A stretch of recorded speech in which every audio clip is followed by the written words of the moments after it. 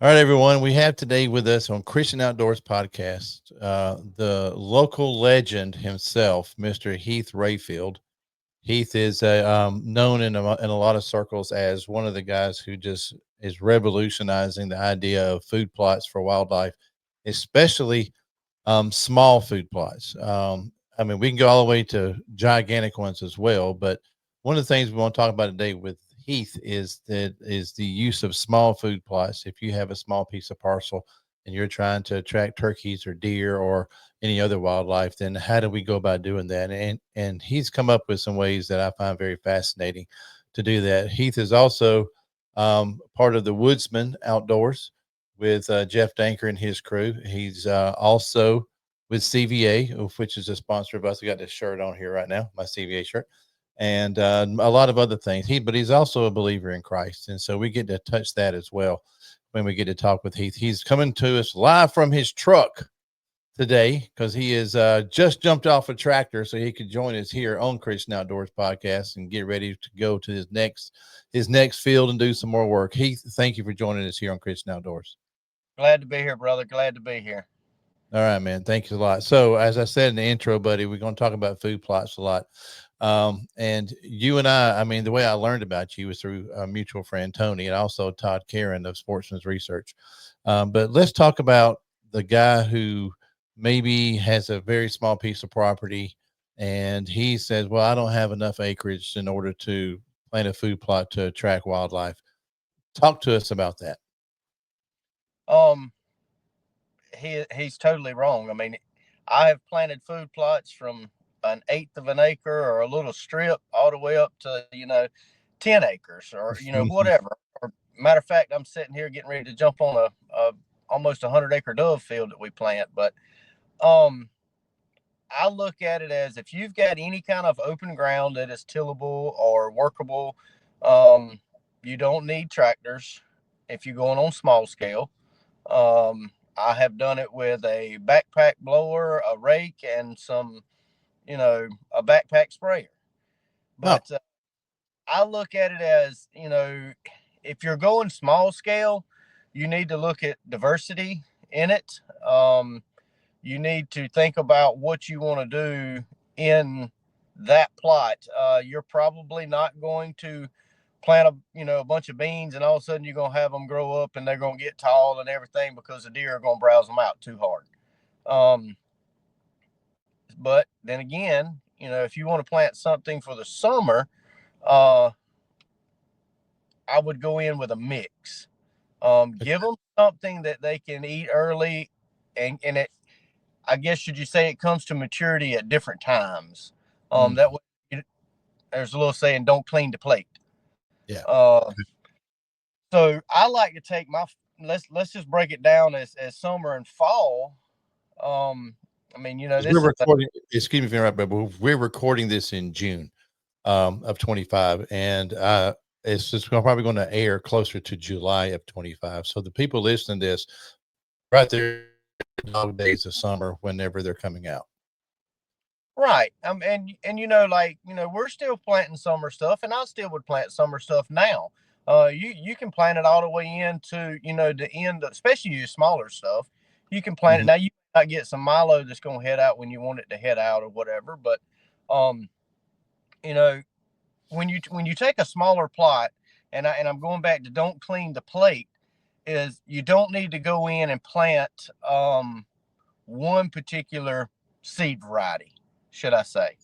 Yeah. Um, I like to plant multiple seed varieties in the smaller plots. Um, some of them I may plant in summer and fall. Some of them, I may just plant fall stuff in as a kill plot. But Mhm. I try to always plant a variety of seed in those, depending on what I'm looking to do. Okay, give me an example of variety of seed.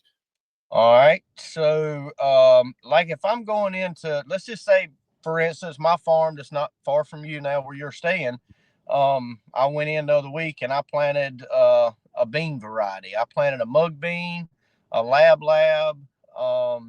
clay peas, and soybeans, which is, just a different variety of beans. Now, I'm going to leave some of them for the deer to eat. they're going to eat them up pretty quick. I went over yesterday. Actually, me and Benson went over yesterday and fenced some of it out. I'm gonna keep them out for a little while and turn them back in there. But where I planted to let them eat up, I'm planning to come back in the fall and do something different. Um, and plant like I've got some clover that had played out, so I replanted that. I plan on replanting that back in the fall. But I like to plant my summer plots in a bean variety, and then either you can mix in some milo or sunflower, something to give those beans a run on. Buckwheat is a good one you can run in there with it, and plus it's a good soil builder. So I like the idea of going at a smaller rate if you're gonna run milo or sunflowers in there. Get more beans than you do have milo, should I say? Um, Okay. Now you can plant beans and milo work great together, giving it something to run on.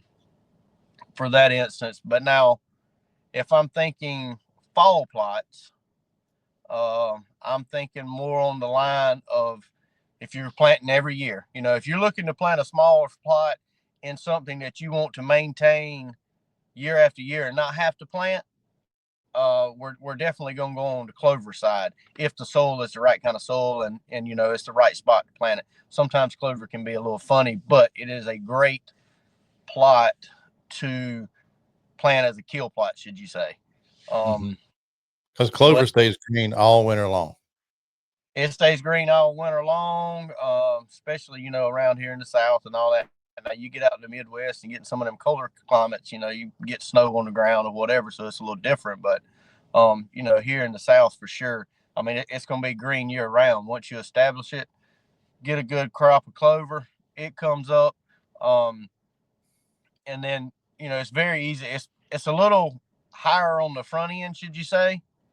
Far as buying the seed and all. And once again, then I don't like to plant one particular seed brand of clover. Let's say like a straight plot of Durana clover or a straight plot of Ladino clover. I like to mix some stuff in there with it. I like to do both of them. Those are you want. I even like to put some chicory in there. Have a little diversity.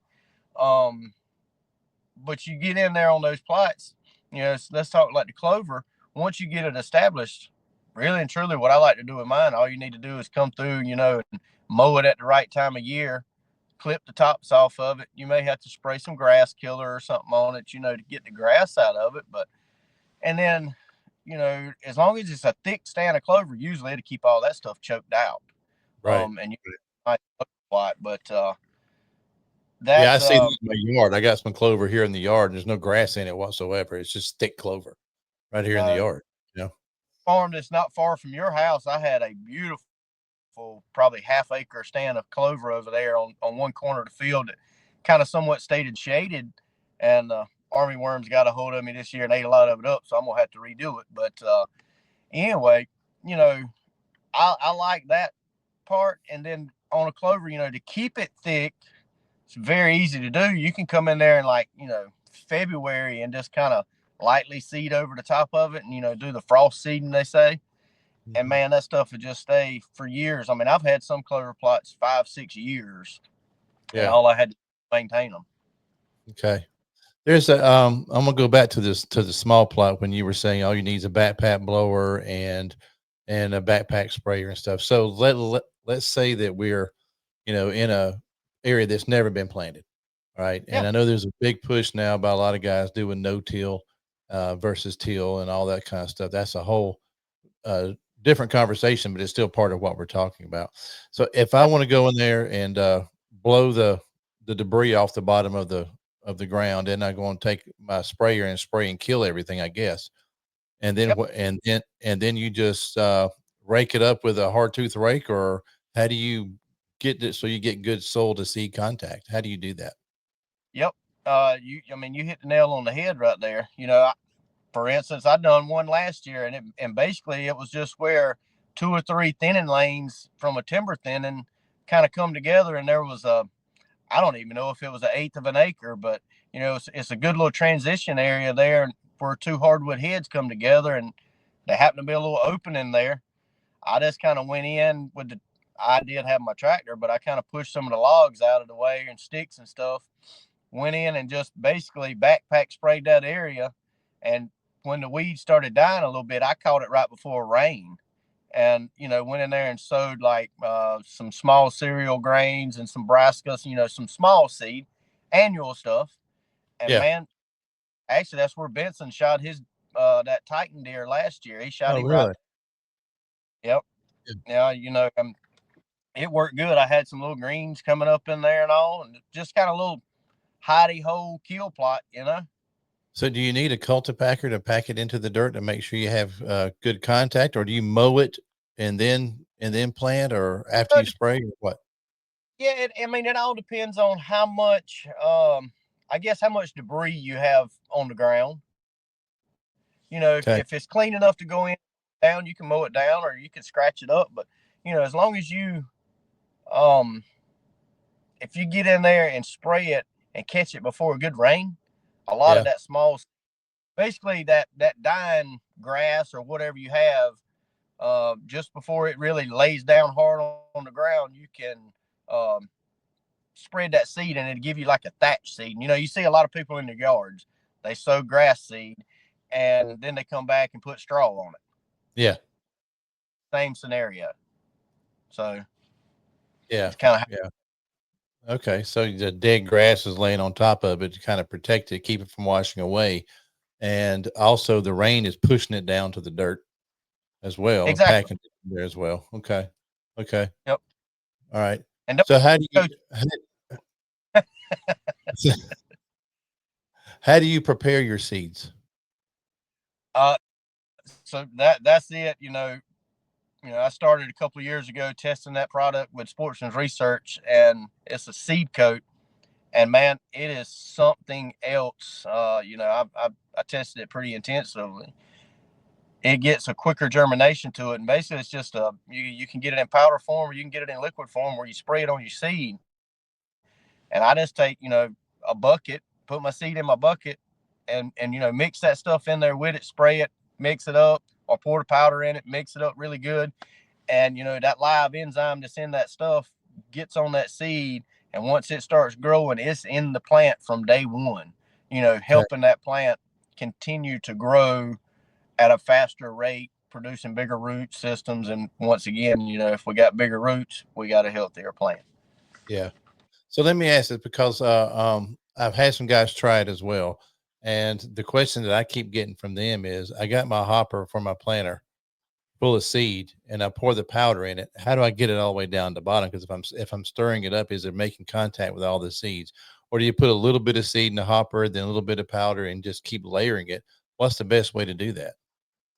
That's the way I do it, even in a bucket, in the spreader, however you want to do it, in your hoppers. I like to add a little bit, coat it a little bit, stir it up, and just keep coming, keep coming. That way, I know I've gotten good contact with all my seed. Uh, Yeah. for instance, the other day, whenever I was planting mine, I was spreading the seed with a hand spreader. I took the bucket prior to putting it in my hand seeder. I would put a mix of beans, like I was mixing it equal parts mug bean, peas, lab, and soybeans. So I would put my mug bean in there. I'd coat it, stir it up really good, and so forth, so forth, and so forth till I finished. And then once I finished, I tried to stir it all really good. Okay. Okay. All right. And that, as you said, it anabolic grow. It helps the plant germinate faster, right? Yep, And it also, if I remember how Todd explained it when I had him on the show, is being a live enzyme. What it does is it tricks the plant to never rest. It continues to grow. I think he says something like 65% of the time that a plant is out there, it's resting. There's a scientific term for that, but it's resting and not growing. And what this does is it tells it to continue to grow, and that's why you get such healthier plants and bigger plants. Is that am I that close? you're dead on. The scientific term. So a plant goes into an anabolic growth state or a catabolic growth state. Okay. Um, right. So when it's resting, it's resting longer, try to um, recoup itself and all. And then when it goes into its growing state, it grows for a little while and then it goes back into it. Well, this tricks the plant into that growing state longer periods of time than it does, in its resting state. Right. Right. And how's that different from the foliar spray? Not that this is a Uh, show about anabolic part of what you do, right? Because there's Yeah, so and how do they so work different? the foliar spray, I'll tell anybody, you know, if you're planting from a seed, do not skip the uh, the seed coat, because I mean that's getting that live enzyme in there from time the plant grows. Like straight out the ground. It's there.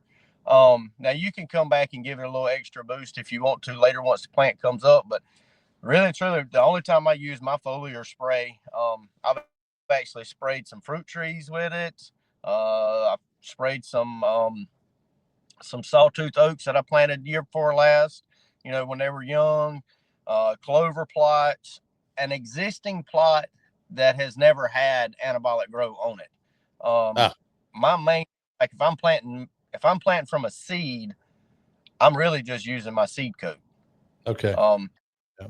Now, for some reason, it looks like it may need a little extra boost or something, I'll come over and spray the foliar spray on it. But most of the time, my foliar spray is on, clovers and something that is already existing. Okay. Right. Are you going to use that on your dove field that you're getting ready to plant? Your sunflowers? Yeah, I'm gonna take some of the sunflowers up here at work, and I'm kind of using it as another test result for these guys up here, and Yeah. I'm gonna do some with and some without. Well, it's because I had a friend of mine do it on his dove field last year on sunflowers. Of course, he had a little bit of a drought that he had right after he planted, so that kind of messed up the study a little bit. But one of the things that we saw is that if the stalk broke because the head got too big, it threw out two more heads instead of just one. Yep, It was really yep, cool to see that. Really cool. Had a good dove shoot. It's only a 5 acre field, but we had a really good dove shoot. that's awesome. Of course, I'm a terrible dove shot. Okay, I just want to say I am a terrible, terrible dove shot. All right, quail I can hit pretty consistently, but something about doves having to watch them come in, Heath. I'm terrible. It'll take me 125 shells to get my 15 birds minimum. Well, I'm I'm terrible. kind of the same boat. I don't like to see him coming a long ways. I know. I know. I get to thinking about it too much. I get to thinking how big of a lead, how fast he going, which way, all these kind of things. What's the barometric pressure? Is the moon all that going through my head, and I just if he just surprises me, I can throw up and shoot. I usually hit him, but if I got to watch him come across the field, I'm just going to turn him for somebody else to kill him. That's just why I'm in the field. That's what my brother said. You're the turn guy. So Yeah, well, that's what that I always sit beside a light pole or a dead tree, and you catch them right before they land, then you can sure shot right before or after. them. Well, I don't want to see the power line into, but I've shot a few off a limb when I got frustrated. I have. Anybody says they hadn't, probably not being honest with you, right? Uh, exactly. so yeah, exactly. So um, tell us more about the whole food plot process that we haven't already covered. I, let's. I tell you what we'll do. Uh, let's just take my farm in for instance. What Okay. I like to do year in and year out. I'll come in and I've got a few plots that I always try to plant summer stuff on. Um, Now I've took some of my bigger plots, and my farm in particular, the biggest food plot I have is probably maybe 3 acres. Okay. I, I have a lot of quarter to half acre plots on Okay. my personal ground that I deal with. So we're running right down that alley. Um, I'll take my bigger field. I usually plant it in something, like I described, a bean mix, some Milo, whatever, mix that in there with it. I'll fence out. Generally, I fence out about a 2 acre spot, and then I let my sides open for the deer. I actually went in 2 years ago and planted a border around it, a soft edge, should you say. I planted switchgrass and wildflowers and all that stuff just to give a soft 20-foot buffer around the whole field. Okay. And then that farm, I have like wings off of it, should I say, and they're smaller plots. And I'll do one of them. I'm getting ready to put chufa in it for the turkeys.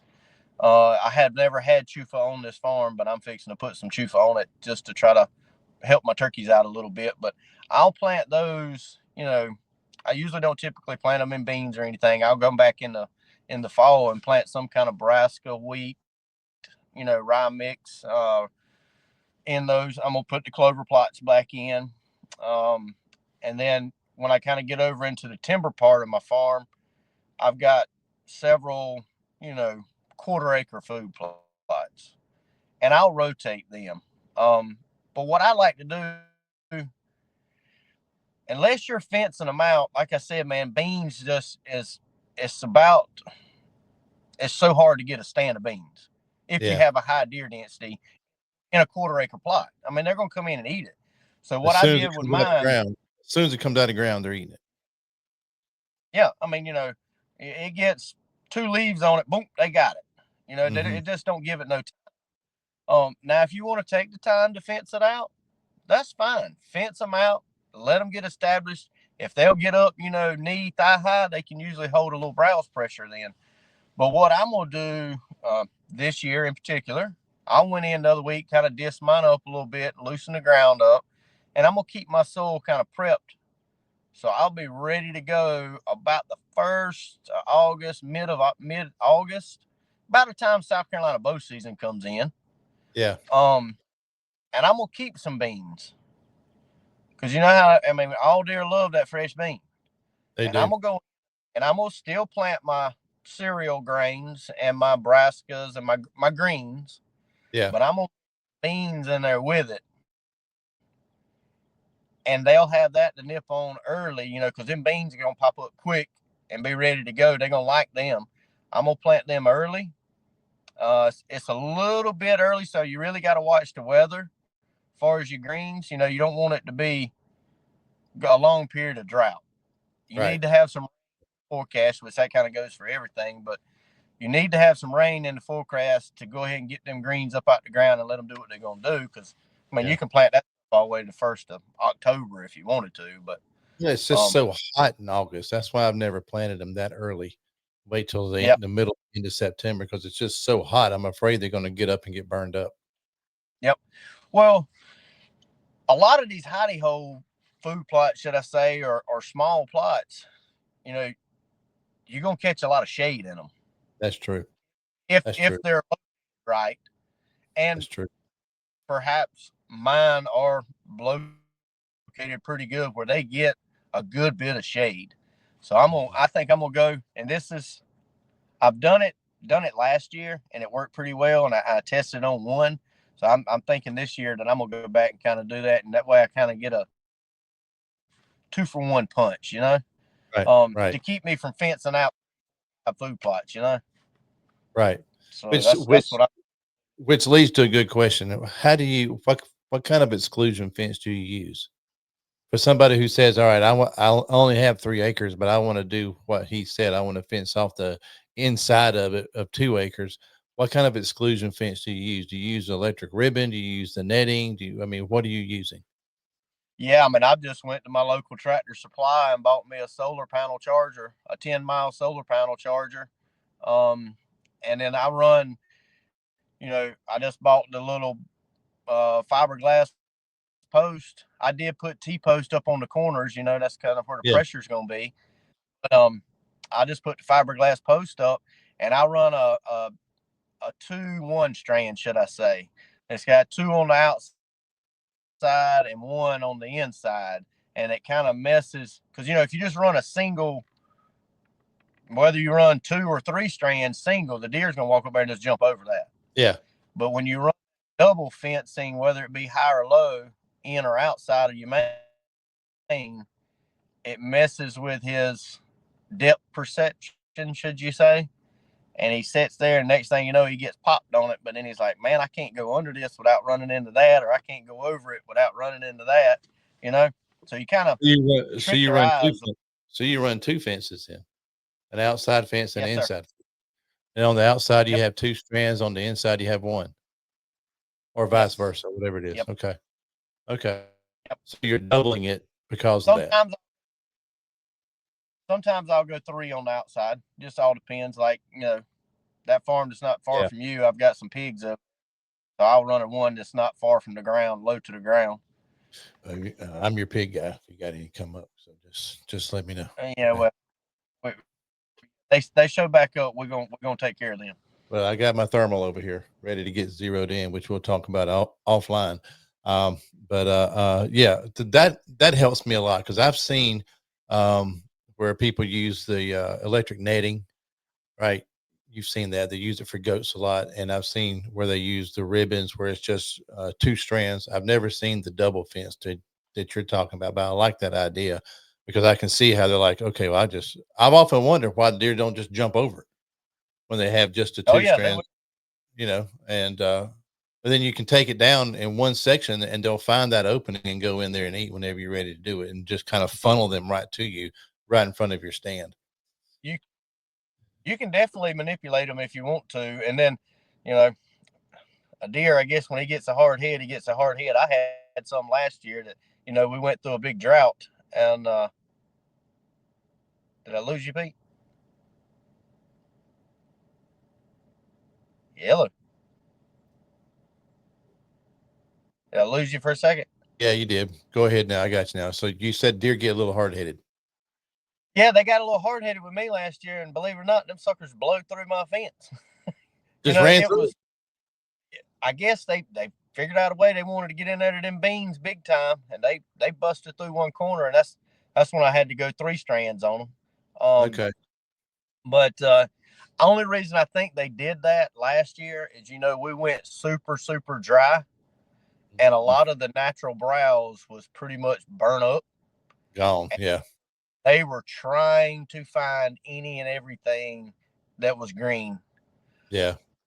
Field that I'm sitting at right now, I bet you we had 40 acres of sunflowers ate up. Good And that is, gracious. I mean, we'll get some deer pressure on it around the edges, but Yeah. they went out there last year and smoked this place. Good gracious. That's hard to believe. Yep. You mentioned soybeans a few times, and here's a question I have for the southeast guys: is when I've hunted the Midwest, they leave the soybeans standing and they let them dry on the stalk because the deer in late winter will come in there and eat the beans. But it seems like here in the South, nobody does that, or very few people do. That they'll hunt the green beans and then they harvest them without leaving anything for the deer to eat when they're dry. It's like we don't believe the deer will actually eat them when they turn dry. Why don't we do that more? Number one, and two, that seems to me like it's probably the best late season food source out there is dry soybeans. Getting them to survive that long is the hard part. Well, once again, my place is not far from you. Um, Probably not going to do it this year just because I've got something in mind. But in years past, that 3 acre field, one section of it, the way I designed the fence, I'll turn them loose. I've done it several times. Leave soybeans standing or corn standing or whatever, and I'll fence that out and do not let them in there until December. The Yeah, beans are dry, pods hanging, and it is crazy. The deer will go in there and eat them pods off like no other. it's amazing. I mean, like I said, I've never seen it here in the South, but when I've hunted in Illinois and Kansas and those places, man, those dry soybeans, the deer just, I mean, I've seen 75, 85, 90 deer in a 5 acre field because they just pouring into it. It's the only food source that's there. And I read somewhere that the husk of a soybean has more protein than a white oak acorn does.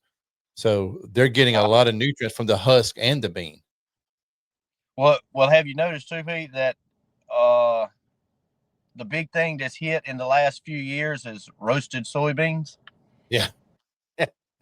Yeah. Yeah. So Yeah. it's it's starting to turn. But yeah, I mean, if you've got a big enough plot and you can keep the deer out of it, by all means, plant that sucker in soybeans, keep them out of it, and let them dry up, and then turn them loose in there in December. Yeah.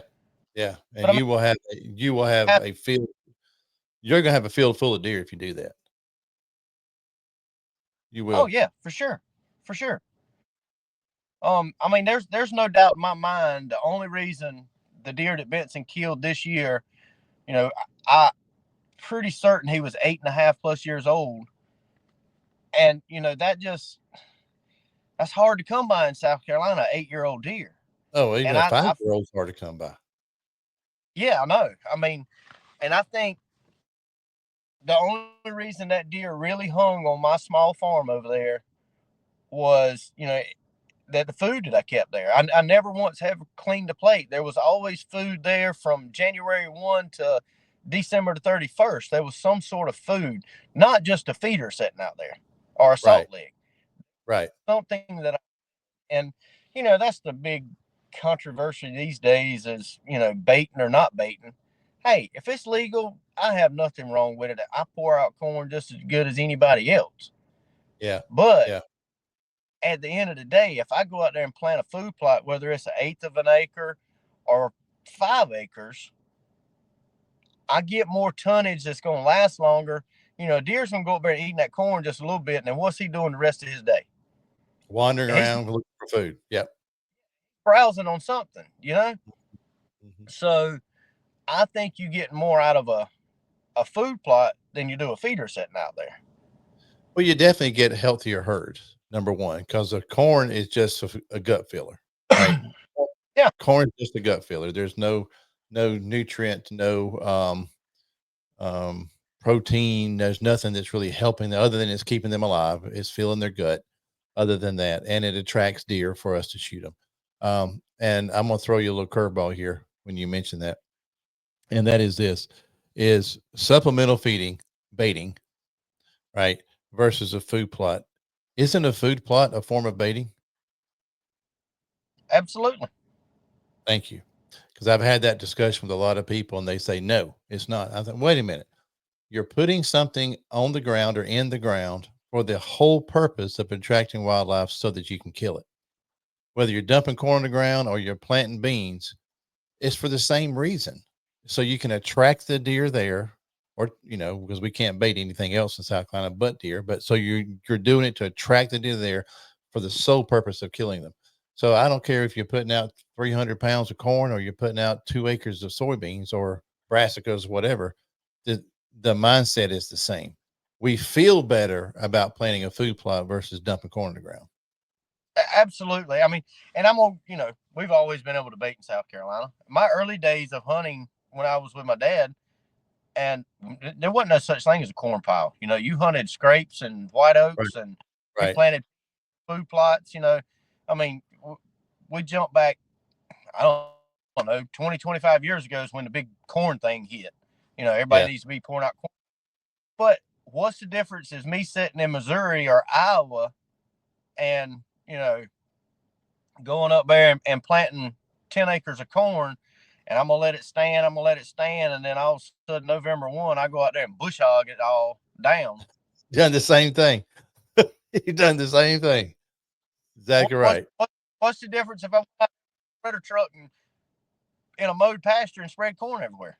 Not a bit of difference whatsoever. I mean, yeah, that's what I'm Not a saying. bit. So I mean, it's like, I guess that's however you want to look at it. If you want to shoot Yeah. him over a corn pipe, that's fine. If you want to shoot him in a food plot, that's fine too. You Yeah, I know, don't care. Just and I like what you said, and I've gone on the record here on the podcast saying this many times, but I'll say it again because you said it, open the door for it. Is that if it's legal in your state, country, or province, and you enjoy it, by all means do it.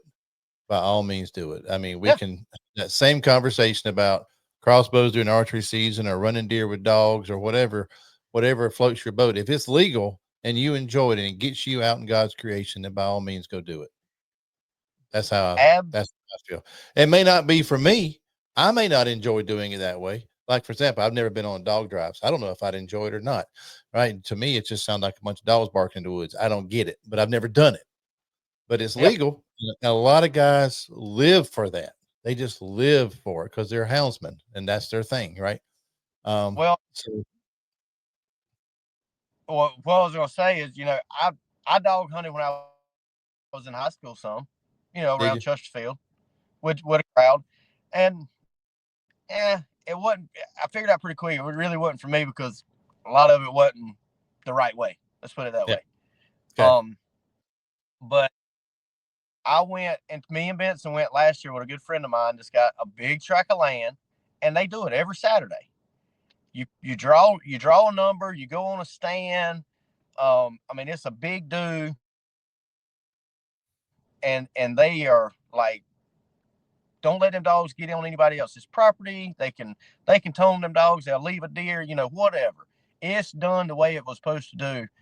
And man, we had a ball.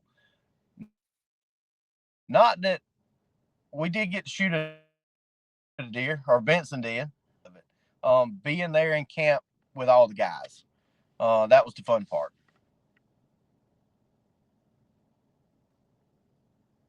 You keep cutting out on me, Pete. All right, hold on a minute. It's coming. All right. Last I heard was we had a ball on the deer drop. Yeah, we had a ball doing it, and the camaraderie of it was the best part. Being around Yeah. all the guys, kind of hanging out there at camp. Then we go out, and then they made a couple of little drives, is the way they would do it. Standers around a block, dump the dogs in there. And I mean, I grew up rabbit hunting too, so I guess it ain't much different than that. I love rabbit hunting with the beagles. Me too. Me too. So Yeah. but it was fun. It really wasn't about killing the deer. Yeah. It wasn't about, Yeah. yeah, we wanted to kill one, but it was getting them kids outside, them youngins having fun and playing in the bushes together, and it was just the whole camaraderie Right. of it was really good. And if they was to ask me tomorrow to come down there and we go run a deer, I'll definitely go down there with them and do that. All right. Now, is it my Well, am I going to do it on property? No, because I'm not set up for it. But once again, if it's done legal, hey man, I'm good with it. have at it. Have at Yeah. it. Right. Heath, this may be a good place to go ahead and transition to the other part of the show here, and that is our faith side here at Christian Outdoors. We talk about, like we just did, the things that you do outdoors, but also our faith. So, if you don't mind, I want to start with just asking you a question about your faith and how you share it. Is that did you grow up in church? Is it something you happened later? Just kind of tell us about your whole journey and your relationship with Christ. So when my mom and dad were together, we attended the Thompson Creek Baptist Church over there, and in Chesterfield, and you know it was a Sunday thing. We went all Sundays, and best we could. And then, high school, early high school days, mom and dad split up and got a divorce. And I'll be honest with you, I got the wild side of me. I mean, I'm not ashamed of my past by one bit. But high school year, later high school, early 20s, um, I'd like to have a good time. I mean, and I got totally away from church. Yeah. And I'll be honest with you, I lived for Friday night and Saturday night. I was gone somewhere, whether it been at a bar or gone to the lake partying. It was whatever I wanted to do when I wanted to do it. And you know, I met my wife. I think I was 27. Okay. Yeah, and we've been dating maybe about a month, probably not even a month. And she said, "You going to church with me Sunday?" I said, "Yeah, I'll go." And so I went to church, sat in there at Pine Grove, sat down at Pine Grove. Preacher Mark, which is our preacher now, Hmm. was the youth pastor. Jordan Wilbur's daddy was the pastor at the time. Hmm. And I was like, dang, I kind of got cold chills that first time I went in there thinking, maybe I'm missing a little something here. Next Sunday, you going to church with me? Yeah, I'm going to church. So, and I mean, it ain't looked back. Let's put it that way. I fell right in there. They made me all feel at home. Um, and I'll be the first one to tell you, she probably straightened my butt up better than anybody. Uh, just said, hey, this is the way it's going to be. This is what we do. And Yeah. I realized right quick that I was missing Christ in my life, period. That was the big key to my life, that I had gotten away from him. And just was putting my 2 feet on the ground and running the way I wanted to run, and not putting my 2 feet on this ground, waking up in the morning and thanking him first, Right. for letting the ground. Right. Uh, and we ain't looked back since. We've been at Pine Grove since. I mean, golly, we've been married 14, been together for 19. Okay. So I've been at You I've waited been that at long. You waited that long to marry her, huh? Dated her yeah, 5 years. I dated her 5 years. Yeah. No sense Yeah, in rushing into anything. she tells that. No, well, I wanted to make sure that she knew how much I hunted and fished. I don't care how much you tell them; they still don't get it till you do it, right? That's the fact. Well, she tells everybody she almost had to go on her deathbed before I went and bought her a ring. She was actually in the hospital when I went a ring for Oh, really? Really? her. Okay. Yeah, her appendix was about to bust. You said I better marry her before she dies, huh? And Yeah, I said I better hang on to this one. She's a pretty good woman.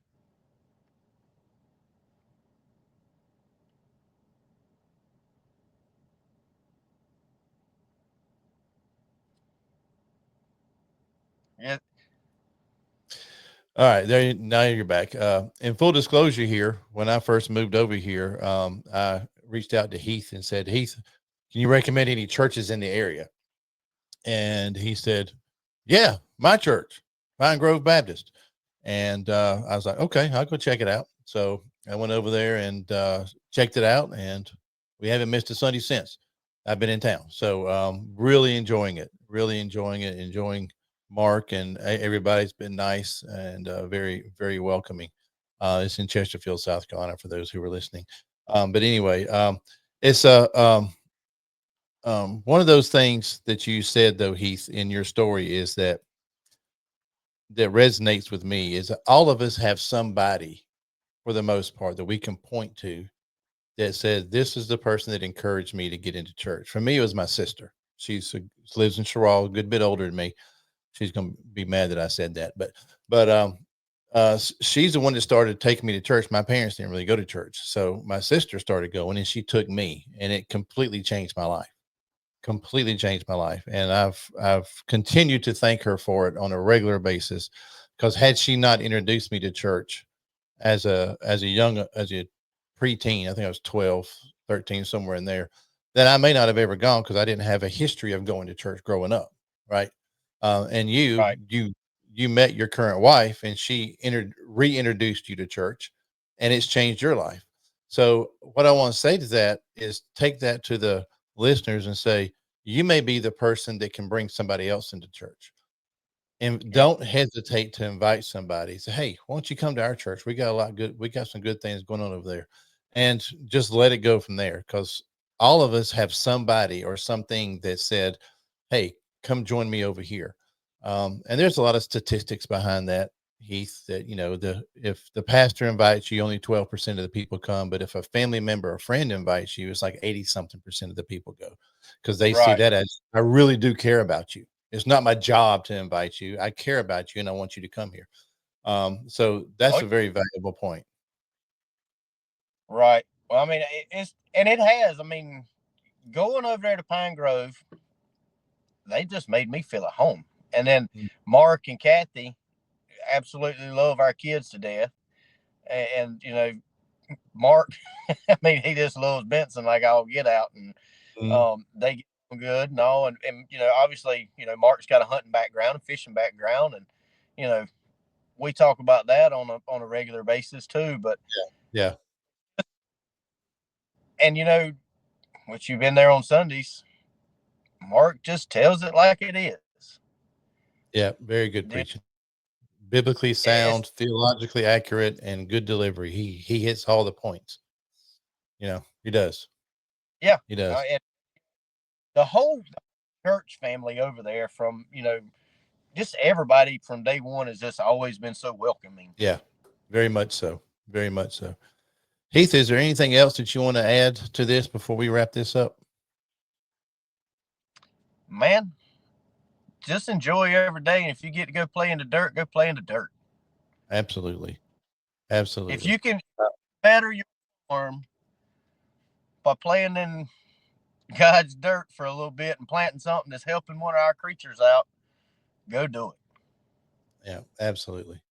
All right, Heath Rayfield. Thank you for joining me here. Don't hang up when I wrap the show up. I gotta write this down for you.